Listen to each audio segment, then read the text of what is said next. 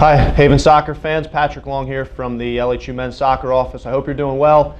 Wanted to just give you a quick recap of last week. Week 3 of the season saw us open up PSAC play, and the first game that we had in the conference was at home at the Stern Athletic Complex against Bloomsburg University.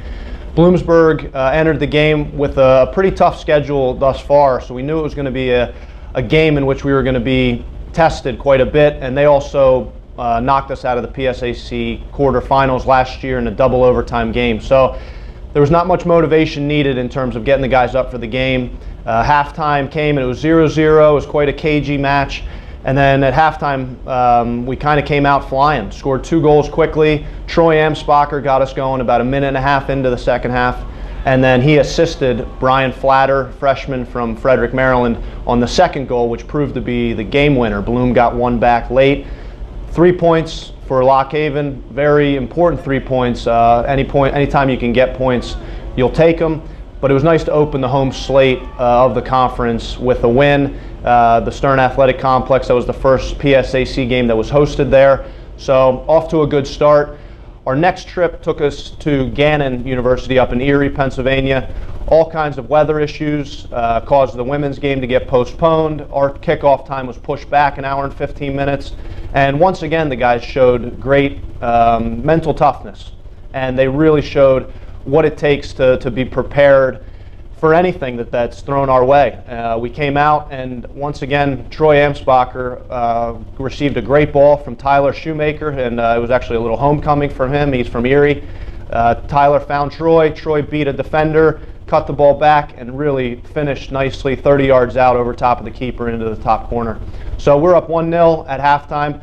Gannon has a very strong team. Their coach, Dale White, does a good job, and he I knew he was going to throw a lot at us in the second half. We defended well. We did unfortunately give up a penalty kick in which the Gannon, their top scorer, converted. So it was 1-1.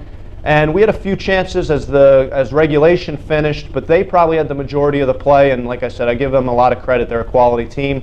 Went to overtime. Troy had a really good chance in the first overtime period.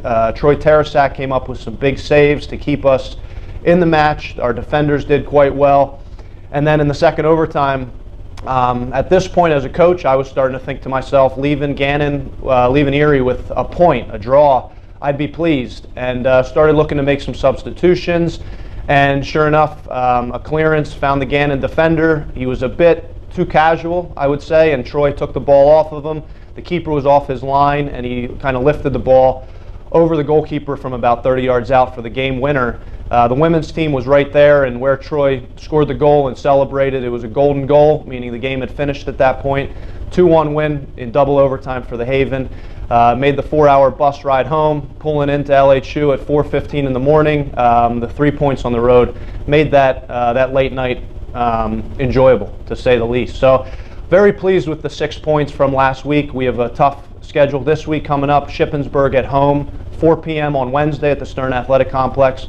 And then on Saturday we head to East Stroudsburg for a tough game at 1 o'clock. And at this point we're 4-1-1 through 6 games. Really proud of the guys. They've been working hard defensively, committing to being very disciplined players, and they've been following through with the game plan and the tactics that we're trying to put into place to help us to be successful. So thanks again for listening, and if you need anything, please reach out. Haven Nation.